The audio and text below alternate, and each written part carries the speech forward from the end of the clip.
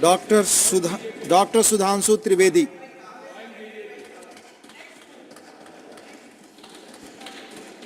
माननीय सभापति महोदय, आज महामहिम राष्ट्रपति जी के इस अभिभाषण पर जब हम उसका समर्थन करने के लिए खड़े हुए हैं तो एक अभूतपूर्व और अलग अनुभूति होती है, क्योंकि यह इस नए संसद भवन में राष्ट्रपति का पहला अभिभाषण है। यह स्वतंत्रता का अमृत महोत्सव पूर्ण होने के बाद राष्ट्रपति का पहला अभिभाषण है और गणतंत्र का अमृत महोत्सव प्रारंभ होने के बाद का पहला अभिभाषण है। और अधिक सुखद संयोग यह है कि यह उस संसद भवन के नए परिसर में हो रहा है जिसका श्री गणेश चतुर्थी को हुआ था और जिसमें पहला बिल नारी शक्ति वंदन अधिनियम पारित हुआ था और वहां पर देश की पहली महिला अनुसूचित जनजाति के वर्ग से आने वाली महामहिम राष्ट्रपति जी के द्वारा इस अभिभाषण को प्रस्तुत करना और भी सुंदर सुखद संयोग बनाता है। और अधिक संयोग बेहतर इसलिए हो जाता है कि जब यह संसद भवन में प्रारंभ हुआ उससे पहले भारत चांद के अछूते कोने को छूने वाला दुनिया का पहला देश भी बन गया था और माननीय प्रधानमंत्री जी ने उस पॉइंट का नाम पॉइंट शिव शक्ति रख दिया था, अर्थात स्त्री शक्ति का उद्भव भारत में वनवासी क्षेत्रों से लेकर विधानसभा और संसद से लेकर चंद्रमा की ऊंचाइयों तक पहुंचाने का यह सुखद संयोग बना, जो मोदी जी के नेतृत्व में अमृत काल में भारत की उभरती हुई और आकाश छूती हुई एक नई शक्ति का प्रतीक। परंतु यह अमृत काल आया है तो यह आत्मसम्मान का एक नया स्वरूप भी लाया है। अब किंग जॉर्ज की जगह इंडिया गेट के सर्किल पर नेताजी सुभाष चंद्र बोस की मूर्ति है। एक नहीं, सभी प्रधानमंत्रियों का संग्रहालय है। साहिबजादों की स्मृति में, जिसका उल्लेख किया है महामहिम राष्ट्रपति जी ने, वीर बाल दिवस भी है। बिरसा मुंडा जी के जन्मदिन के ऊपर जनजातीय गौरव दिवस भी हुआ है, संविधान दिवस भी है, विभाजन विभीषिका दिवस भी है। अर्थात भारत की समस्त स्थितियों को संवैधानिक स्थिति देकर यह सुखद संयोग आया है। देश की अर्थव्यवस्था आज तेजी से बढ़ रही है। G20 में हम सबसे तेजी से बढ़ती हुई अर्थव्यवस्था है। 5G रोल आउट करने में हम पहले देश बन गए हैं और ब्रिटिश काल का किंग्सवे कांग्रेस के शासनकाल में राजपथ से होते हुए अब कर्तव्य पथ हो गया है। अब रेस कोर्स रोड लोक कल्याण मार्ग हो गया है। इंडियन पैनल कोड भारतीय न्याय संहिता हो गई है और मुगल गार्डन भी अब अमृत उद्यान हो गया है। और इस बात की स्वीकारोक्ति सिर्फ भारत ही नहीं, पूरी दुनिया कर रही है। वर्ल्ड इकोनॉमिक फोरम के चीफ बॉर्ज ब्रेंडे ने कहा है कि India is going towards the exponential growth with peace and no conflict. Investment in R&D and infrastructure is going in such a way that can make India a $10 trillion economy in a decade. ये world economic forum के chief कहते हैं। और Bill Gates ने यह कहा है कि जो इंडिया ने डिजिटल सिस्टम स्थापित किया है वो पूरी दुनिया के लिए अनुकरणीय है। चैथम हाउस थिंक टैंक ने एक आर्टिकल में कहा है कि G20 showcases the power of new emerging India। और तो और हमारे सबसे बड़े प्रतिद्वंदी प्रतिस्पर्धी देश माने जाने वाले चाइना के ग्लोबल टाइम्स ने भी मान लिया आखिर में 2 जनवरी 2024 को अपने एक आर्टिकल में यह स्वीकार कर लिया कि मोदी जी के आने के बाद भारत में अर्थव्यवस्था और विकास बहुत तेजी से आगे बढ़ा है। जितनी भी रेटिंग वाली एजेंसीज हैं, Fitch, Moody, IMF, World Bank, Standards and Poor's, ये सब 6.7 से लेके 7.8% तक भारत को बढ़ता हुआ ग्रोथ रेट दिखा रही है। इन सब के अनुसार भारत इस समय वर्ल्ड की सबसे बड़ी प्रमुख इकोनॉमीज में सबसे तेजी से आगे बढ़ रहा है। और सभापति महोदय, मैं कहना चाहूंगा अब तो इस नए संसद भवन के ऊपर जो भारत के राजकीय चिन्ह के शेर हैं वो भी नई आभा से दिखाई लगने लगे हैं, क्योंकि हमारे बहुत से विरोधी कोर्ट चले गए थे कि शेर कुछ ज्यादा आक्रामक दिख रहे हैं, क्योंकि इनको चाहिए था कि शेर भी बिल्ली जैसे चाहिए थे। परंतु अब संसद भवन में एक ऐसा शेर बैठा है जिसकी वजह से आप किसी की भारत की तरफ आंख उठाने की हिम्मत नहीं है। जो इस भाव में विश्वास करते हैं, न विक्रमार्जितो सिंहस्य क्रियते मृगा, विक्रमार्जित राजस्य स्वयमेव मृगेंद्रता। तो भारत की जो मृगेंद्रता है वो उठकर सामने आ रही है। परंतु मैं माननीय सभापति जी कहना चाहूंगा कि इसकी शुरुआत कहां से हुई। 16 मई 2014 को जिस दिन इस देश में सरकार बदली, उस दिन जनादेश जो मोदी जी के नेतृत्व में स्पष्ट बहुमत में हमें मिला, वो सिर्फ सरकार बदलने के लिए नहीं था, विचार बदलने के लिए था और व्यवस्था बदलने के लिए था। और इसके लिए मैं कोट करना चाहूंगा लंदन का संडे गार्डियन, जिन्होंने हम पे हुकूमत की थी, उनके अखबार को कोट करता हूं। वो 18 मई 2014 को लिखता है अपने एडिटोरियल में, India second tourist with destiny. और आगे वो लिखता है 16 मई 2014, यानी वो दिन जिस दिन मोदी जी के नेतृत्व में हमें स्पष्ट बहुमत मिला, should be known in Indian history as the day on which Britishers finally left India. और आगे वो कहता है कि उसका कारण यह है कि आजादी के बाद लंबे समय तक उन विचारों का शासन रहा जिनके ऊपर ब्रिटिश उपनिवेशवादी मानसिकता की विरासत का प्रभाव था, परंतु पहली बार एक ऐसे विचार के हाथ में पूर्ण सत्ता आई है। अटल जी के जमाने में पूर्ण सत्ता नहीं थी, हमारे हाथ में पूर्ण सत्ता आई है, जो अपने इंसेप्शन और इंस्पिरेशन दोनों में पूर्णता भारतीय है और ब्रिटिश कॉलोनियल लीगेसी से कोई उसका मतलब नहीं है। और यह बदलाव वहां पे दिखा जब नीति आयोग बना। 1 जनवरी 2015 को नीति आयोग ने अपनी पहली जो बैठक की, उसमें कहा कि बहुत दिन भारत विदेश से आयातित आर्थिक विकास के मॉडल्स को लेता रहा। कभी हम रूस की कॉपी बनते रहे नेहरूवियन सोशलिज्म मॉडल में, तो कभी अमेरिका की कॉपी बने। मगर पहली बार नीति आयोग ने अपने रेजोल्यूशन में कहा कि now we will not be borrowing upon any model from outside, we will search from original भारतीय मॉडल। और आपने देखा उसके बाद उसकी शुरुआत इस प्रकार से हुई। इस देश में सबसे पहले प्रधानमंत्री जी ने क्या सोचा, वो अंत्योदय के विचार से प्रेरित थे। सभापति महोदय, जब हम लोग सत्ता में नहीं थे तो हम लोग कहते थे, उगा सूर्य कैसा कहो मुक्ति का ये उजाला करोड़ों घरों में न पहुंचा, खुला पिंजरा है मगर रक्त अब भी थके पंछियों के परों में न पहुंचा। तो प्रधानमंत्री जी ने सबसे पहले यह इंश्योर किया जन धन योजना लाके कि गरीबों के पास अकाउंट होने चाहिए, और आज 54 करोड़ अकाउंट हैं, तो थके पंछियों के परों में सीधा वह रक्त पहुंचे जिसमें ना कोई कट हो ना किसी अन्य प्रकार की चीज। फिर चाहे 11 करोड़ लोगों को शौचालय देना हो, 4 करोड़ गरीब लोगों को आवास देना हो। और इसके द्वारा बढ़ते हुए हमारे कई विरोधी लोग कहते हैं कि साहब रोजगार और व्यवसाय में स्थिति ठीक नहीं है। तो मैं बताना चाहता हूं कि 2014 में EPFO, employees provident fund account, यानी कर्मचारी भविष्य निधि खाता, कोई कर्मचारी बनेगा तभी अपना भविष्य निधि खाता बनवाएगा, क्योंकि वो भी पैसा डालेगा और उसका एम्प्लॉयर भी पैसा डालेगा। 2014 में 11 करोड़ थे, आज 27 करोड़ है। तो इसका मतलब 16 करोड़ लोग ऐसे हुए जिनके की खाते इस दरमियान बने, तो उसमें एम्प्लॉयर भी है, एम्प्लॉय भी है। इसका मतलब रोजगार के सृजन की दिशा में एक महत्वपूर्ण स्थिति आने वाले टाइम में आई। और हमारे तिरुचि शिवाजी कई बार कह रहे थे डेट के बारे में, तो मैं बताना चाहता हूं भारत दुनिया की समस्त अर्थव्यवस्थाओं में डेट टू जीडीपी रेशियो में सबसे बेहतर स्थिति में है। आप China, America, Japan, France, Germany, किसी से भी तुलना कर लीजिए, हम डेट टू जीडीपी रेशियो में सबसे बेहतर स्थिति में है। पर्सनल डेट में हम सबसे बेहतर स्थिति में है। 73% लोग ऐसे हैं भारत में जिन्होंने कोई पर्सनल डेट नहीं ले रखा है। तो इसीलिए IMF ने हमारी अर्थव्यवस्था की वो तारीफ भी की है। परंतु ये सारा आर्थिक विकास सभापति महोदय तब तक बेमानी होता है जब तक उस विकास के साथ राष्ट्र के आत्मगौरव का भाव भी उसमें ना हो। क्योंकि आप विकसित होकर भी विश्व के सामने अपनी क्या तस्वीर रखेंगे। तो मैं कहना चाहता हूं कि महामहिम राष्ट्रपति महोदया का अभिभाषण एक और दृष्टि से महत्वपूर्ण था।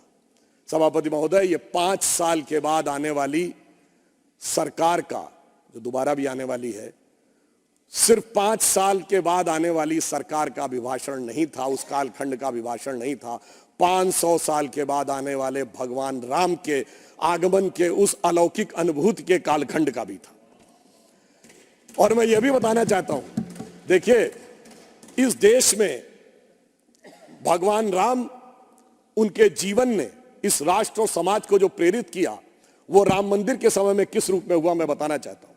अगर भगवान राम का जन्म केवल इसलिए हुआ था कि रावण का वध करना था, तो अयोध्या के राजा के रूप में अयोध्या की सेना लेके जाते, रावण को मार देते, परंतु उससे धर्म नहीं स्थापित होता। इसलिए पहले राजा राम को वनवासी राम बनना था, उसके बाद निषाद राज का सम्मान, उसके बाद माता शबरी का सम्मान, उसके बाद सुग्रीव का राज्याभिषेक, फिर बानर, रीछ, भालू अर्थात समाज के उन दूर के कोनों में खड़े हुए लोग जहां तक किसी की दृष्टि भी नहीं जाती थी, सबको संगठित किया और संगठित करके तब जाकर उस समय की विश्व की सबसे बड़ी शक्ति को उन्होंने परास्त किया। अर्थात समाज के हर वर्ग को सम्मान स्थान देकर तब जाकर राम का राज्याभिषेक हुआ था। और आज आप देखिए, चाहे 4 करोड़ गरीबों को आवास मिला है, 11 करोड़ लोगों को शौचालय मिला है और 54 करोड़ लोगों को जनधन अकाउंट मिले हैं, 50 करोड़ लोगों को आयुष्मान भारत में कवर मिला है, वो तो है, परंतु ये भी एक सुखद संयोग देखिए जो लोग हमसे कहने का प्रयास करते हैं।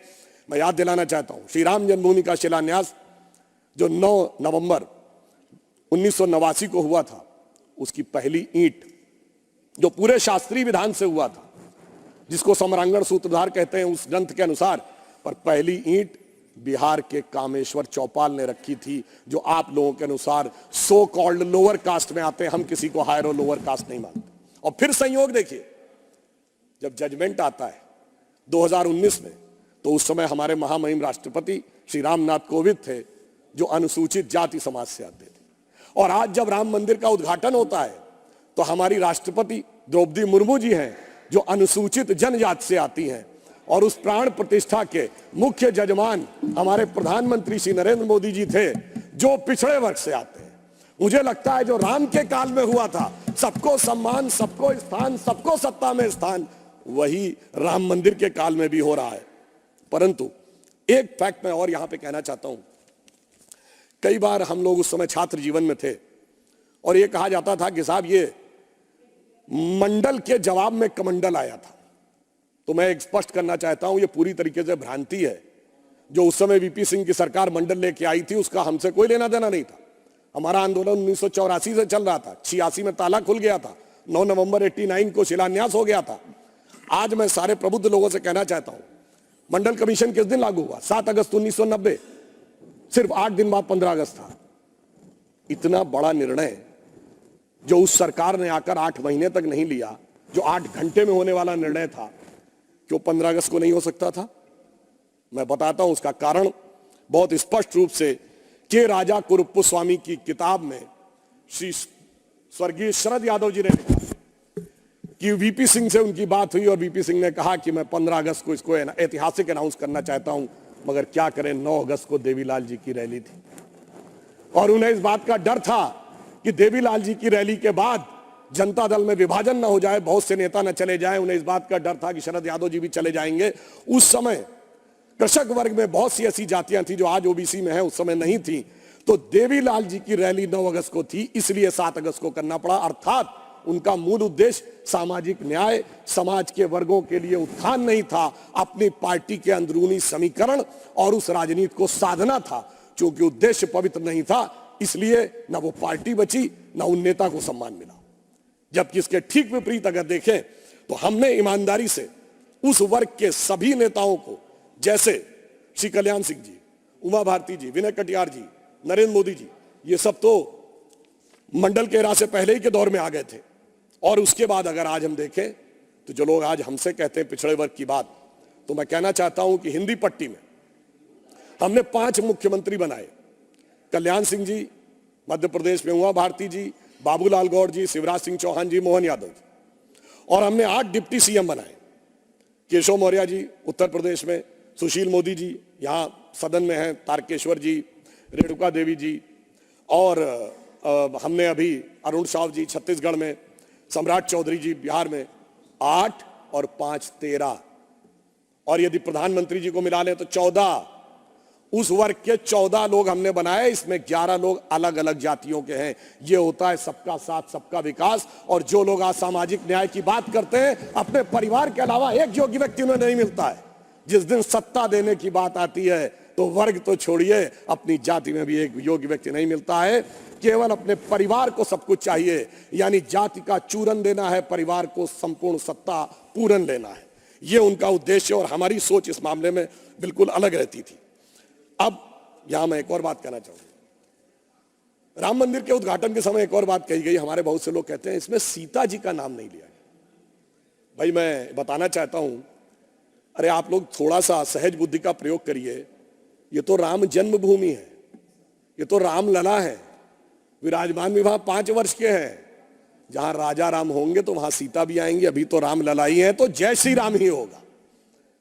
और दूसरा, मैं ये भी कहना चाहता हूं, मुझे बड़ी प्रसन्नता भी होती है जब वो ये बात कहते हैं कि सीता जी का नाम होना चाहिए, तो मुझे ध्यान आता है कि दुनिया में कोई दूसरी संस्कृति नहीं है जो ईश्वर में स्त्री तत्व को स्थान देती हो। सिर्फ हमारी संस्कृति है।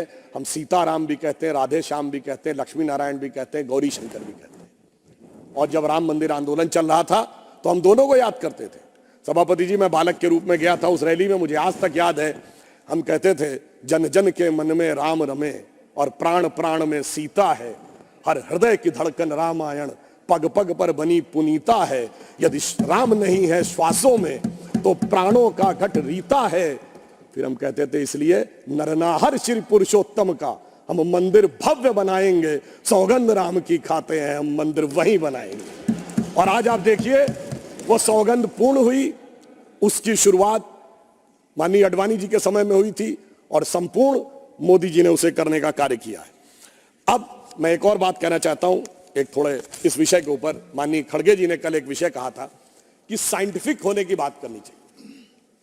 जब हम साइंटिफिक की बात करते हैं तो मैं याद दिलाना चाहता हूं, श्री राम जन्मभूमि का जो मंदिर बना है ना, उसमें एक बड़ा साइंटिफिक एंगल आया है। वो क्या है कि रामनवमी के दिन उनके मस्तक के ऊपर सूर्य तिलक होगा। अब इसके लिए सबसे पहले किस चीज की जरूरत है? जो प्लैनेटरी पोजीशन थी कि अर्थ का जो एंगल होगा सूर्य के साथ, उस पर्टिकुलर दिन कैसे होगा। तो इसमें 3 इंस्टीट्यूट ने काम किया है। इंस्टीट्यूट ऑफ एस्ट्रोफिजिक्स बेंगलोर ने, जिसने उस पूरे एस्ट्रोनॉमिकल कैलकुलेशन को सटीक ढंग से किया है। दूसरा है central building research institute Roorkee, जिसने की उसकी व्यवस्था बनाने का काम किया। और तीसरी एक प्राइवेट कंपनी है जिसने वो कॉन्वेक्स लेंसेस के थ्रू कैसे वो अंदर आएगा और ठीक उसी बिंदु के ऊपर उस दिन केंद्रित होगा, ये व्यवस्था की है। मगर मैं अपने विरोधियों को बताना चाहता हूं, आज तो एस्ट्रोफिजिक्स का इंस्टीट्यूट है, आज तो हमारे पास इतनी टेक्नोलॉजी है, मगर यही तो कोणार्क के सूर्य मंदिर में भी था।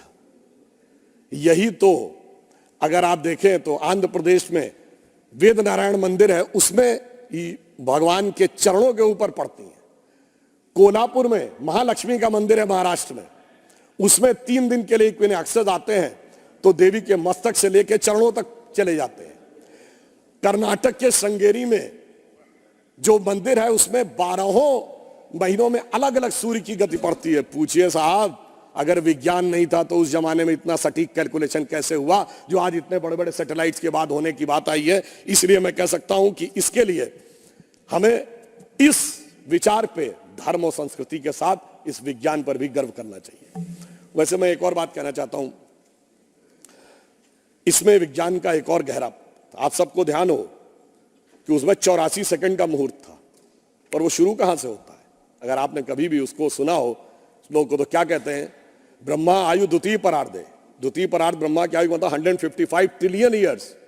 वैसे बिग बैंग थ्योरी कहती है कि 14 बिलियन ईयर पहले दुनिया बनी। तो मैं बता देना चाहता हूं कि जेम्स वेब टेलीस्कोप में जो नई फाइंडिंग की है उसमें बहुत सी गैलेक्सीज ऐसी आई हैं जो 14 बिलियन से आगे की आ रही हैं। तो now that theory has become debatable.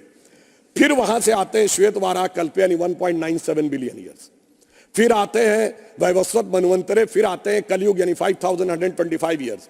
फिर आते हैं विक्रम संवत में 2081 साल। फिर आते हैं वर्ष में, वर्ष के भाग में, उत्तरायण सूर्य में। फिर आते हैं महीने में, और उसके बाद वार नक्षत्र होते हुए 84 सेकंड तक। मैं कहना चाहता हूं ये भारत की सनातन यात्रा है जो 155 ट्रिलियन ईयर से लेकर सटीक कैलकुलेशन 84 सेकंड तक का करती है।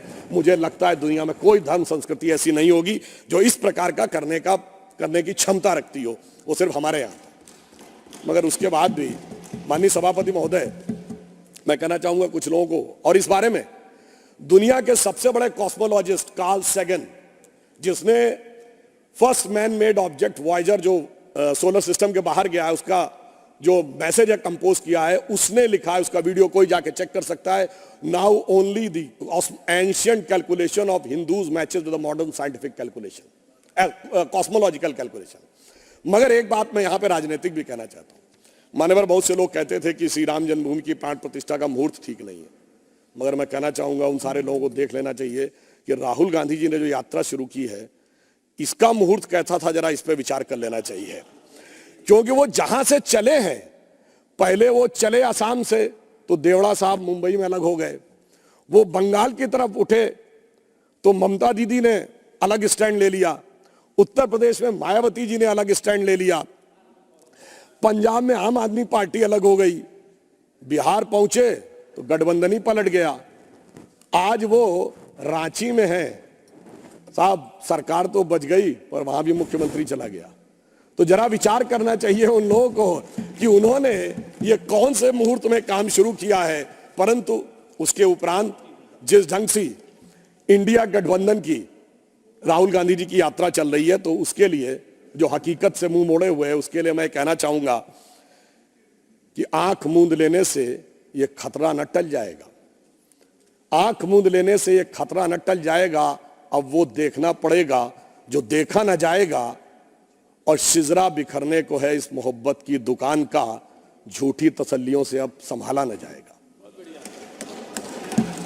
और यह भी एक संयोग देखिए कि कल माननीय खड़गे जी के मुंह से निकल गया था 400 पार, और शाम को दीदी ने कह दिया कांग्रेस को तो 40 की दरकार। मतलब आप ये सोचिए कि यहां पे विषय आया 400 पार, वहां आया 40 की दरकार, और गठबंधन में मची हुई है ऐसी मारामार कि प्लीज प्रमोद जी, प्रमोद जी आज गठबंधन के अंदर जिस प्रकार की मारामार है, तो मुझे लगता है कि इंडी गठबंधन के लोगों के दिल में तो ये विचार आ रहा होगा, मौका आएगा बोलिएगा प्लीज, कि ये रश के जन्नत मुझे कोई आपकी बात रिकॉर्ड पे नहीं जा रही, आपकी बात रिकॉर्ड पे नहीं जा रही है, आपको मौका आएगा तो आप बोलिएगा। अच्छा चलिए, ममता दीदी ने तो कहा ना 40 की दरकार, इसमें तो कोई किंतु परंतु की गुंजाइश नहीं है कि 40 भी नहीं मिलेगी। तो महोदय, मैं कहना चाहता हूं, आज जिस ढंग की गठबंधन में मारामार हो रही है, तो मुझे लगता है कि शायद वो गठबंधन के सदस्य लोग कह रहे होंगे कि ये रश के जन्नत मुझे अब रास आती नहीं, मैं तो जहन्नुम में ही खुश था मेरे परवरदिगार। और एक बिंदु मैं और कहना चाहता हूं, बहुत गंभीरता से आज हमारे विपक्ष के लोग कहते हैं कि साहब वो SC ST OBC के आरक्षण को लेकर, उनकी जनगणना को लेकर बहुत कंसर्न है, उनके मन में बड़ी वेदना है। तो मैं पूछना चाहता हूं, यदि उस आरक्षण के लिए इतनी वेदना है, चाहे वास्तविकता में वेदना है या वोट के तराजू पर तौल कर, सियासत के माहौल को खोल कर तब देखा जाता है कि किस आरक्षण का कब इस्तेमाल करना है। अगर ये सच था तो क्या ये सच नहीं है कि इन्हीं लोगों के शासनकाल में अलीगढ़ मुस्लिम यूनिवर्सिटी से SC ST OBC का आरक्षण समाप्त हो गया, कोर्ट ने उसको क्वैश कर दिया। 81 में फिर इंदिरा जी की सरकार लाई, इलाहाबाद हाई कोर्ट ने फिर क्वैश कर दिया, 2006 में मनमोहन सिंह जी की सरकार फिर लेके आई। कहां चला गया, कहां चला गया? इसलिए कि वोट बैंक पे तौला जाता है कौन सा तगड़ा वाला वोट बैंक है, फिर उसके लिए बोला जाता है। जामिया में खत्म, जम्मू कश्मीर में SC ST OBC का आरक्षण नहीं, क्यों नहीं? और मैं बताना चाहता हूं, जो लोग आज कहते हैं समाज के उन वर्गों के लिए, जम्मू कश्मीर इस देश का एक ऐसा इकलौता राज्य था जहां वाल्मीकि समाज के प्रतिभाशाली बच्चे चाहे कितना भी पढ़ जाएं, सिर्फ सफाई कर्मचारी बन सकते थे। जब 370 हटी है, उसके बाद वो बराबरी मिली है। आप इस सीमा तक दबा के रखते थे, और हमने महर्षि वाल्मीकि इंटरनेशनल एयरपोर्ट बनाया है। यह दर्शाता है मोदी जी की सोच और आपकी सोच में कितना बड़ा अंतर है।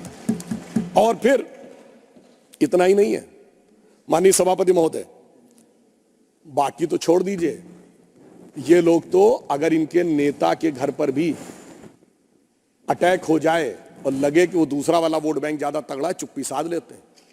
कर्नाटक में कांग्रेस के एक MLA थे, 2018 या 20 की बात है, अखंड श्रीनिवास मूर्ति, अनुसूचित जाति के थे, उनके घर पर अटैक हो गया, और अटैक करने वाले लोग जला के फूंक दिए।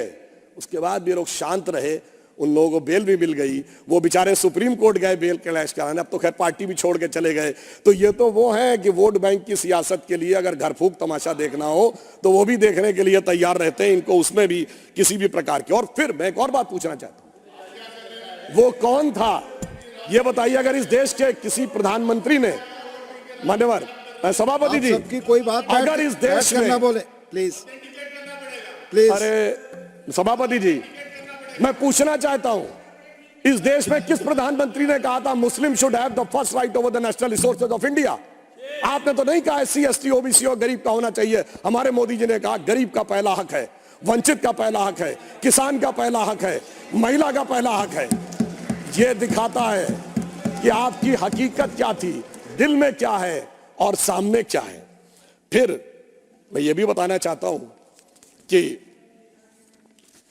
ये हकीकत जो बोली थी मनमोहन सिंह जी ने ऐसे ही नहीं थी। कर्नाटक की सरकार ने एक आदेश निकाला है। जिस समय चुनाव लड़े थे तो कहा था कि हम सबको जैसे 2000-3000 की जिस प्रकार की छूट देंगे, चुनाव में आ गए। फिर आदेश निकाला कि माइनॉरिटी कम्युनिटी के जो लोग 4 व्हीलर खरीदना चाहेंगे तो सरकार 50% पे करेगी। यानी अगर 4 लाख का होगा तो 2 लाख पे करेगी, 6 लाख का होगा तो 3 लाख पे करेगी।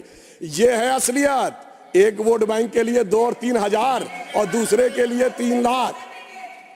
मान्यवर, इसलिए जो पहले था वही आज भी है। और फिर मैं और बताना चाहता हूं, आपस में बात ना करें। हमारे पश्चिम बंगाल के लोग, माननीय सभापति जी, अभी पिछड़ा वर्ग आयोग ने पश्चिम बंगाल की सरकार को तलब किया है। किस बात के लिए तलब किया है? क्योंकि उन्होंने 81 जातियों को जोड़ा OBC में और उसमें 73 मुस्लिम थे। पिछड़े वर्ग आयोग ने पूछा ये कैसे हुआ? साहब अभी तक उसका सही जवाब नहीं दे पाए। और मोस्ट बैकवर्ड के लिए उन्होंने 87 जातियों की रिकमेंडेशन की, उसमें 80 मुस्लिम थी। पिछड़े वर्ग आयोग ने पूछा है और मेरी जानकारी के अनुसार 8 फरवरी को उनके चीफ सेक्रेटरी को, वेस्ट बंगाल के चीफ सेक्रेटरी को बुलाया हुआ है। यह मैं देश के सामने रखना चाहता हूं। यह है असली हकीकत। ऊपर से खाने के दांत और दिखाने के दांत और है। इसलिए हम ईमानदारी के साथ, पूरी संवेदना के साथ हम समाज के सभी वर्गों में किसी भी प्रकार का भेदभाव किए बगैर ईमानदारी से उनके लिए सब कुछ करने को तैयार रहते हैं। और ये वैसे विचार हमारे मित्र लोग अन्यथा न लें, ये उन लोगों की आदत, माननीय सभापति महोदय, पुरानी है। अगर इन लोगों को कोई आपत्ति हो तो मैं कहना चाहता हूं, डॉक्टर बाबा साहब अंबेडकर ने 27 अक्टूबर 1951 को जालंधर में अपने भाषण में कहा था, और किसी को समस्या हो तो doctor Ambedkar writings and speeches publish by ministry of social justice in 2014, उसके वॉल्यूम 17 और पार्ट 3 में वो पूरा भाषण है, जिसमें वो बड़े दुख के साथ कहते हैं कि नेहरू जी को माइनॉरिटी कम्युनिटी के प्रति कुछ बहुत ज्यादा लगाव है और इसलिए वो दलितों के हितों की अनदेखी कर देते हैं। उन्होंने कहा कि मैं इस बात के विरोध में नहीं हूं कि मुस्लिमों को नहीं मिलना चाहिए, परंतु दलितों की कीमत पर मिले, मुझे इस बात का बहुत दुख है। और मैं उनका वर्ड कोट करना चाहता हूं। उन्होंने कहा कि नेहरू जी पिछले 20 साल से इस देश के सबसे बड़े नेताओं में से एक हैं। उन्होंने 2000 से अधिक भाषण दिए होंगे और उसमें उन्होंने अनेक बार मुस्लिम समाज के लिए बहुत सारी बातें कही हैं, मगर दलितों के लिए उनको वो देखने को नहीं मिलता। और उनका जो वर्ड है कि मैं मुस्लिमों की उपेक्षा नहीं होनी चाहिए, ये मेरा विचार है, परंतु मुस्लिमों को दलितों की कीमत के ऊपर आनंद करवाया जाए, यह मैं उचित नहीं मानता, क्योंकि दलितों को अधिक सुरक्षा की आवश्यकता है। ये डॉक्टर अंबेडकर के स्पीचेस में लिखा हुआ है। और आज वैसे एक और बात बता दूं मान्यवर, आज ये लोग अपने हिसाब से कैसे बदलाव करते हैं।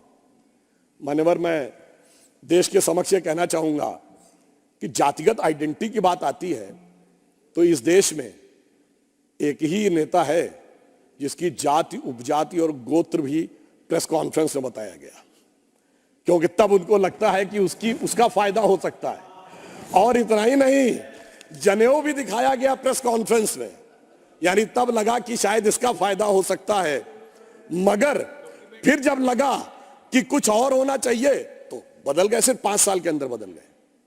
और मैं ये भी बात बताना चाहता हूं मान्यवर, जब ये लोग जातिगत विषय की बात करते हैं तो ये भी एक संयोग, इसको अन्यथा न ले। ऑन द लाइटर नोट मैं कहता हूं, इस देश में एक ही प्रधानमंत्री हुए जिन्होंने अपनी जातिवाचक संज्ञा अपने नाम के आगे लगाई। हमने कभी पंडित अटल बिहारी वाजपेयी नहीं कहा था, मगर एक ही पंडित जी हुए भारत की राजनीति में, यानी तब उसका फायदा था तो उस चीज को आगे करना है, आज दूसरा फायदा है तो दूसरे को आगे करना है।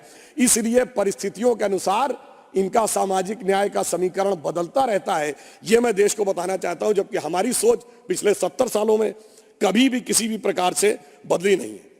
और मैं यह भी बताना चाहता हूं, इनके एक नेता थे, कल माननीय खड़गे जी ने एक विषय की बात कही, जिस विषय की उन्होंने ट्वीट की बात कही, वो ट्वीट डिलीट भी कर दिया गया था और यह भी बता दिया गया था कि वो गलत ट्रांसलेशन था, मगर शायद उनको रिसर्च देने वाली टीम ने ध्यान नहीं दिया। वो जिस सीएम के बारे में बता रहे थे, वो जानते हैं किसका ट्वीट लिख रहे थे? वो उसी के पहले सीएम गोपीनाथ बारदोलोई जी के द्वारा ट्रांसलेटेड का वो सीएम वो लिख रहे थे और उसका ट्रांसलेशन गलत हो गया था। तो मुझे समझ में नहीं आ रहा भाई, वो आप इस सीएम की बात कर रहे थे या उस सीएम की बात कर रहे थे?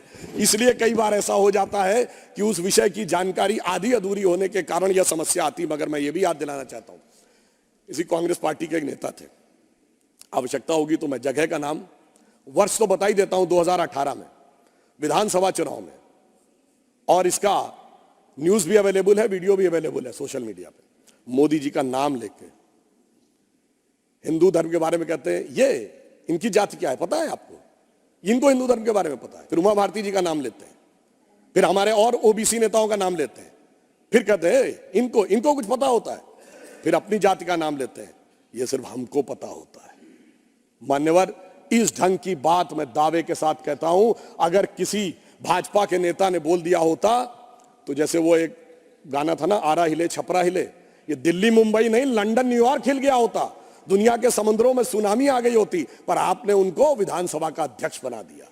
यह मैं सिर्फ इसलिए बताना चाहता हूं कि बहुत से ऐसे चेहरे हैं जो मौके पर परिस्थिति के अनुसार ये अपना समय बदलते रहते हैं और इसके बाद अगर आवश्यकता हो तो ये चीज जाकर वेरीफाई की जा सकती है। और यहां मैं एक और बात भी कहना चाहता हूं कि ये विचार कांग्रेस पार्टी का आज जो है ये हमेशा से था। आज कितने संयोग की बात थी कि जब श्री राम जन्मभूमि का शिलान्यास हो रहा था तो आपको ध्यान है, शायद हमारे बहुत से लोगों ने ध्यान हो तो मैं बता दूं, 22-23 दिसंबर 1949 की रात को जब श्री राम लला प्रकट हुए थे तो उसकी सबसे पहली गवाही किसने दी है? यानी जो लाइट दिखी थी वो बताई थी एक यूपी पुलिस का सिपाही था अब्दुल बरकत। अब्दुल बरकत ने यह गवाही दी है कि उसे दिव्य रोशनी दिखाई पड़ी और उसके बाद जब वो दिव्य रोशनी हटी तो वहां श्री राम लला विराजमान थे। और जो पैरोकार था इकबाल अंसारी बाबरी पक्ष का, देखिए उसको भी इनवाइट किया गया और वो आ भी गया। अब्दुल बरकत को रोशनी दिख गई मगर इनको रोशनी अभी तक नहीं दिखी। इकबाल अंसारी जो था वो आ गया रामलला की प्राण प्रतिष्ठा में, उसका तो इकबाल बुलंद हो गया, इनका इकबाल नहीं बुलंद हो पाया, जमींदोज रह गया। ये मुझे समझ में नहीं आता है कि ये किस आधार के ऊपर ये निर्णय लेते हैं। वैसे इसमें भी इनको कोई नई बात नहीं है मान्यवर, ये इनकी समस्या पुरानी है। 24 अप्रैल 1951 को पंडित नेहरू जी ने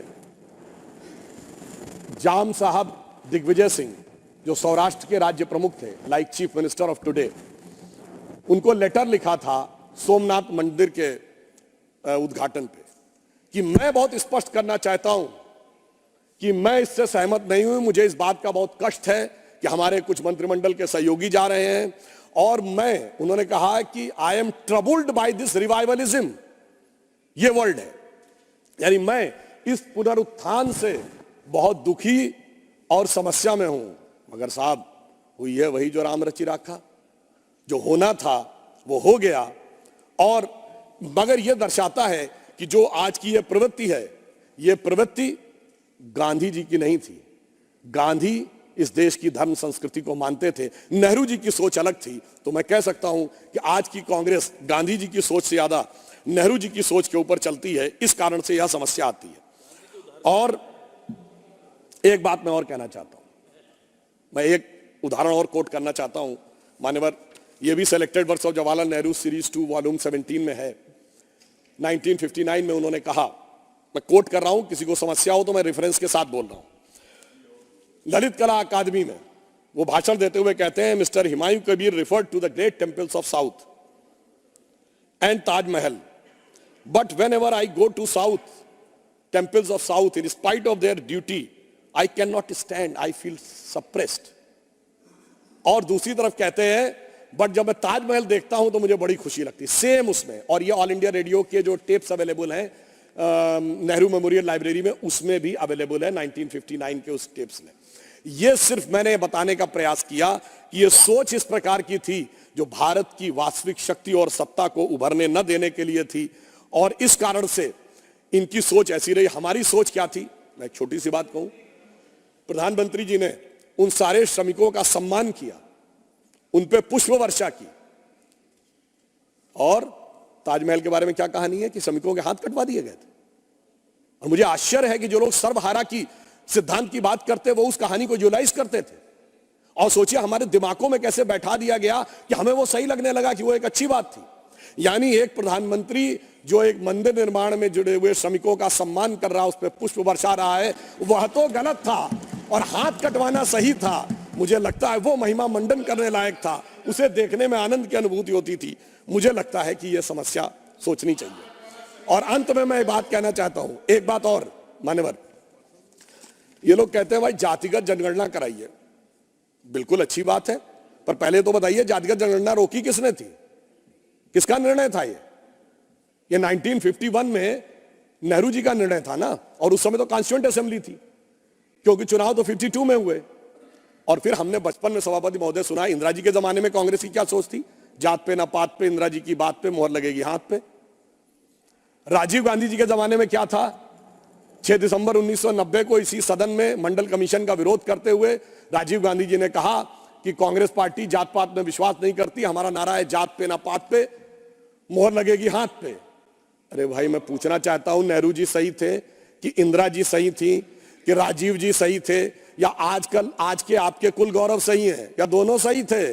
जैसी मौका मिल जाए वैसा सही था। तो मैं कहना चाहूंगा कि एक जमाने में जो पार्टी कहती थी जात पे ना पात पे, इंदिरा जी की बात पे मोहर लगेगी हाथ पे, वो अपने पुरखों की बात को धर के लात पे पार्टी ले आए फुटपाथ पे।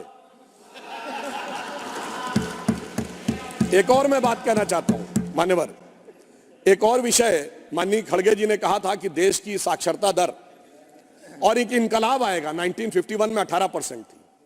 मैं कहना चाहता हूं अपने विपक्षी साथियों से, इनकलाब आएगा नहीं, इनकलाब आ चुका है। जो जो साक्षरता दर बढ़ती चली गई, भारतीय जनता पार्टी का प्रभाव बढ़ता चला गया। मैं आपको सुलभ संज्ञान के लिए बताना चाहता हूं, भारत की साक्षरता दर 50% क्रॉस की 1991 में, हम मुख्य विपक्षी दल बन गए।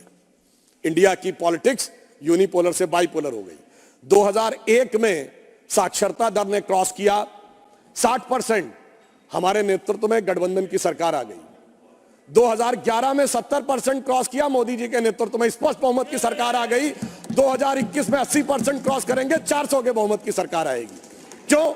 जो जो समाज शिक्षित हो रहा है, सत्य का साक्षात्कार हो रहा है। बाबा साहब अंबेडकर ने कहा था, शिक्षा शेरनी का दूध है, जो पी लेगा उसके मन में कोई कंफ्यूजन या संशय नहीं रहेगा। और भारत की युवा पीढ़ी उसको देखकर पूरी तरीके से आगे बढ़ती चली जा रही है।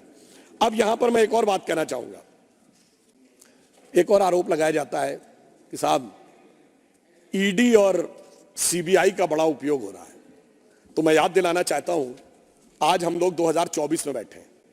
आज दो दलों का नाम सबसे ज्यादा आता है, झारखंड मुक्ति मोर्चा और राष्ट्रीय जनता दल, बिहार और झारखंड का। महोदय, मैं कहना चाहता हूं कि कई बार हम लोग बचपन में देखते थे, फिल्मों का बड़ा फेमस डायलॉग होता था, 20 बरस पहले की बात है। आज मैं कहना चाहता हूं 30 बरस पहले की बात है, 1994। सिर्फ वो उदाहरण दे रहा हूं जो कोर्ट से प्रूव हो चुके हैं। एकमात्र केस जिसमें सुप्रीम कोर्ट से यह प्रूव हो गया कि रिश्वत लेकर सरकार बचाई गई, वो झारखंड मुक्ति मोर्चा रिश्वत कांड 1994, जिस समय झारखंड के जेएमएम के सांसदों ने नरसिम्हा राव की कांग्रेस सरकार बचाई। ये तब क्या मोदी जी थे क्या, अमित शाह जी थे क्या, भाजपा थी क्या? भाई, आप तो उस जमाने से ऐसे चलते चले आ रहे हैं, आज खामखा में हम पे आरोप लगा रहे हैं। मतलब 1997 में लालू प्रसाद यादव जी जेल चले गए, हम लोग युवावस्था से प्रौढ़ावस्था में आ गए लालू जी को जेल से अंदर बाहर देखते हुए, और आज कहते हैं कि साहब वो तो 2014 के बाद प्रॉब्लम है। मैं तो कह रहा हूं 1994 में भी ये साथ साथ थे जेएमएम कांग्रेस वाले, और आज भी साथ साथ हैं। मतलब ऑन द लाइटर नोट मैं कहना चाहूंगा, एक पुराना गीत था ना, तो उसको थोड़ा परिवर्तित कर दें कि शायद ये दोनों दल एक दूसरे से कह रहे हैं कि 30 साल पहले मुझे तुमसे प्यार था, जिया बेकरार था, यही भ्रष्टाचार था, आज भी है और कल भी रहेगा। अब मैं यह भी बताना चाहता हूं, इसलिए आज आप जिस प्रकार का विभाजन। और मैं एक और बात मैं कहना चाहता हूं, अगर हमारे विरोधियों को कोई आपत्ति है तो मैं विनम्रता से कहता हूं 1990 के बाद की एक लोकसभा बता दें जिसमें इन दलों के नेताओं ने भ्रष्टाचार के आरोप में कोर्ट कचहरी और जांच एजेंसी के चक्कर न काटे हो। श्री पीवी नरसिम्हा राव जी के जमाने से लेके मनमोहन सिंह जी की दोनों सरकारों के जमाने में। तो भाई अगर आपका तो ये भ्रष्टाचार से याराना बहुत पुराना है और इसके लिए सिर्फ मोदी जी पर इल्जाम लगाना है, मैं तो ये बात सही नहीं मानता, ये यथार्थ है। मगर मैं ये भी कहना चाहता हूं कि जब भ्रष्टाचार को कवर अप करना होता है तो कैसे कवर किया जाता है मान्यवर। मैं एक बात कहना चाहता हूं, करप्शन को एक सी से नहीं कई सी से कवर किया जाता है। उसमें कास्टिज्म भी लाना है, उसमें कम्युनलिज्म भी लाना है और उसमें क्रिमिनलिज्म भी लाना है। इस ढंग से कवर अप किया जाता है करप्शन के लिए। तो जब जरूरत होती है तो देश के अंदर विभाजन की बात करो ताकि मुद्दे से ध्यान हट जाए, करप्शन से बात हट जाए। तो कोई क्षेत्र की बात करेगा, कोई वर्ग की बात करेगा, कोई जाति की बात करेगा। मैं सिर्फ ये कहना चाहता हूं कि मान्यवर इन्होंने जिस प्रकार के डिवीजन की बात कही तो मैं एक पंक्ति में कहना चाहता हूं कि आपने अंग्रेजों ने हमको बांटा फिर भी अपने देश की खातिर इन्होंने हर परिवेश को बांटा कुर्सी के उद्देश्य की खातिर।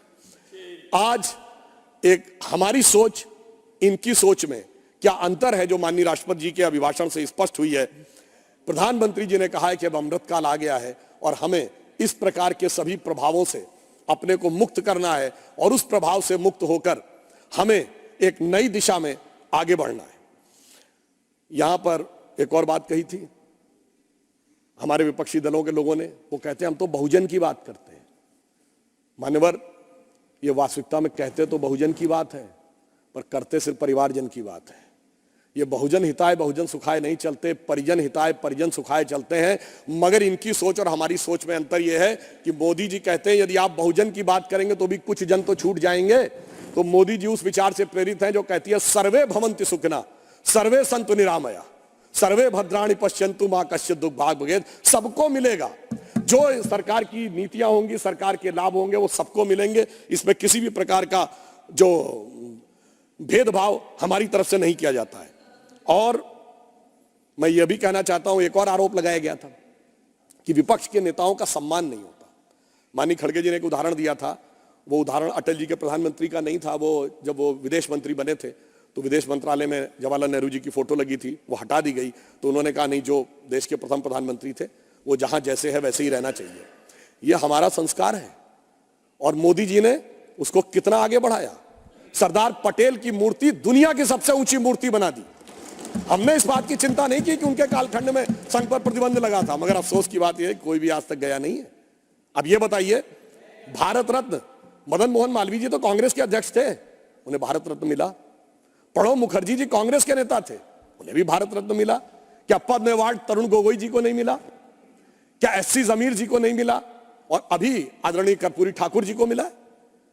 यह ईमानदारी है हमारी सरकार की। समाज के जिस जिस व्यक्ति ने, जिस जिस महापुरुष ने जो जो योगदान दिया, हमने ईमानदारी से किया है। और इनके यहां ये सम्मान की बात करते, इनके यहां तो ऐसा था मान्यवर, इस देश में 2 ही प्रधानमंत्री हुए जिन्होंने अपनी सरकार में अपने अंदर गठित कमेटी के द्वारा अपने को भारत रत्न अर्पित किया। एक पंडित जवाहरलाल नेहरू और एक श्रीमती इंदिरा गांधी जी।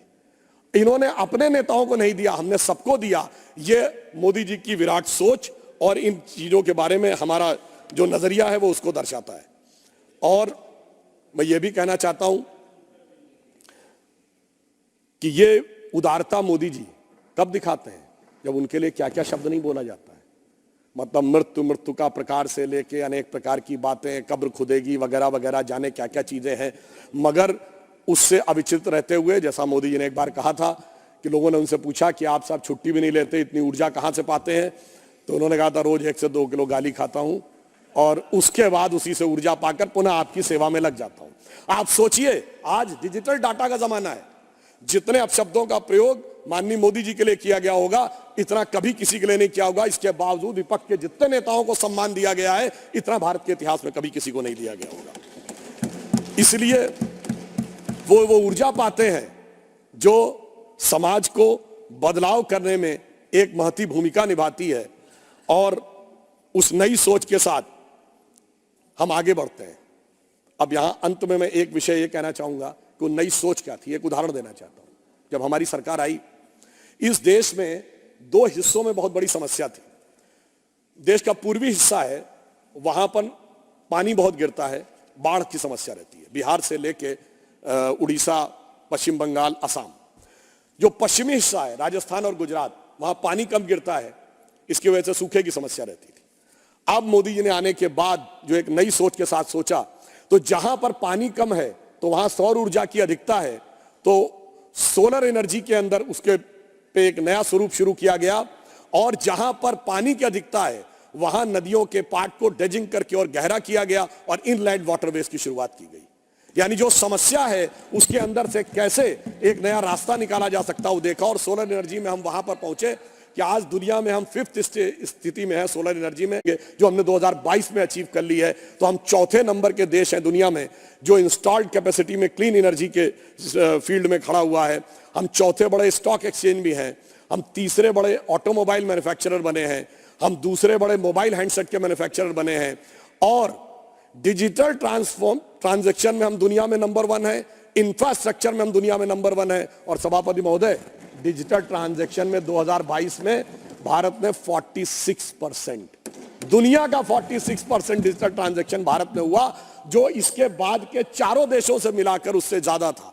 अर्थात एक नई सोच, सोलर एनर्जी, इनलैंड वाटरवेज और डिजिटल ट्रांसफॉर्मेशन भारत को एक नई दिशा में ले जाने में सफल रहा। तो मैं ये कहना चाहूंगा कि इस नई सोच के साथ इस अमृत काल में हमें आगे बढ़ना चाहिए और ईमानदारी से एक यथार्थ और स्वीकार करना चाहिए। महोदय, हमारे देश में क्या कोई ऐसी घटना हुई, अमेरिका में सिलिकॉन वैली बैंक और न्यूयॉर्क सिग्नेचर बैंक डूब गया, हमारे यहां कोई बैंक डूबा क्या? चाइना की सबसे बड़ी रियल एस्टेट की कंपनी एवरग्रांड डूब गई, हमारे यहां कोई डूबा क्या? चाइना के सबसे बड़े उद्योगपति जैक मा मतलब अघोषित रूप से गायब हो गए। वहां के सबसे बड़े जो बैंकर हैं बान फाओ, वो भी 1 साल से गायब है। इसके बावजूद, और अगल बगल क्या हो रहा है वो तो छोड़ दीजिए, जो पाकिस्तान और श्रीलंका में हो रहा है, इसके बावजूद इन परिस्थितियों में से जिस ढंग से मोदी जी ने इसको निकाला है, तो मैं कहना चाहूंगा कि आपको उनका साथ देना चाहिए और उनका सहयोग करना चाहिए। यह काम इतना आसान नहीं था, और आज स्थिति सिर्फ इतनी नहीं बनी है। आज हम दुनिया के इकलौते देश हैं जो 2 परस्पर विरोधी देश हमको समान रूप से सम्मान देते हैं। अमेरिका कहता है कि India is our strategic partner, और रशिया कहता है कि India is our traditional partner. यह स्थिति जो मोदी जी के नेतृत्व में आई है, यह दुनिया में किसी दूसरे देश के पास नहीं। इसलिए मैं कहना चाहता हूं आप लोगों से, मोदी जी की तरफ से, कि पत्थर पिघलाने का हुनर मुझे आता है, पत्थर को यूं पिघलाने का हुनर मुझे आता है, मैं वो कतरा हूं कि समंदर मेरे घर आता है। और मैं अंत में यह भी कहना चाहता हूं कि आज भारत एक नए स्वरूप की तरफ आगे बढ़ रहा है। हम एक बिंदु बस और कह देता हूं, उसके बाद समाप्त करता हूं। आज हम जिस रफ्तार से आगे बढ़ रहे हैं, दुनिया में हमको जैसा कोऑपरेशन मिल रहा है और भारत की तरफ जिस ढंग की आशा भरी निगाहों से देखा जा रहा है, ऐसा पहले कभी देखने को नहीं मिलता था।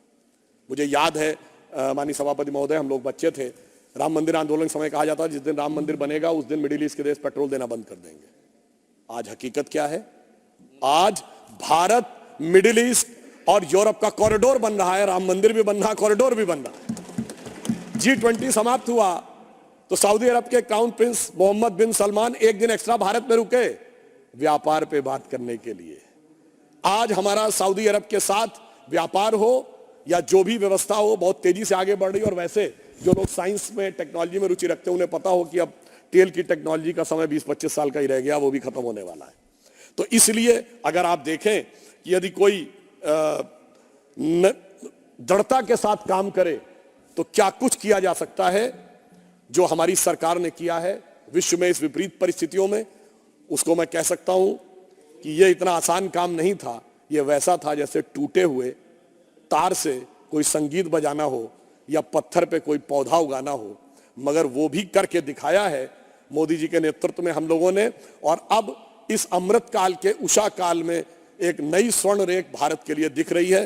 तो मैं अटल जी की इस पंक्ति के साथ समाप्त करता हूं, जो मोदी जी के एफर्ट्स के लिए एकदम सही उतरती है कि टूटे हुए तारों से फूटे बासंती स्वर, टूटे हुए तारों से फूटे बासंती स्वर, पत्थर की छाती में उग आया नव अंकुर, झरे सब पीले पात, कोयल की कुहुक रात, प्राची में अरुणिमा की रेख देख पाता हूं। यानी अरुणिमा की रेख मतलब एक golden lining in the sky. झरे सब पीले पात, कोयल की कुहुक रात, प्राची में अरुणिमा की रेख देख पाता हूं, गीत नया गाता हूं, गीत नया गाता हूं। तो इस मेरा मानना है चुनाव में खूब लड़िए, ऊंचे स्वर में हमारा विरोध करिए, पर भारत के विकास के इस गीत को आप भी स्वर दीजिए। इसी अनुरोध के साथ अपना निवेदन समाप्त करते हुए राष्ट्रपति महोदय के अभिभाषण का समर्थन करता हूं। धन्यवाद। धन्यवाद। एक मिनट माननीय प्रमोद जी। माननीय डॉक्टर सुधांशु त्रिवेदी जी, पार्टी ने आपको 20 मिनट दिया था, आपने अतिरिक्त लगभग 30 मिनट 22 सेकंड बोला, जो पार्टी ने पहले से सूचित किया था। पार्टी के समय से ये समय घट जाएगा। अब मैं एक मिनट में आ रहा हूं माननीय प्रमोद जी। जो सूची पहले से थी उस सूची में एक परिवर्तन था। श्री वी विजय साई रेड्डी जी के बाद डॉक्टर सुधांशु त्रिवेदी जी का नाम था, फिर माननीय दिग्विजय सिंह जी का। मैं आग्रह करूंगा आपसे बोलने के लिए, इसके पहले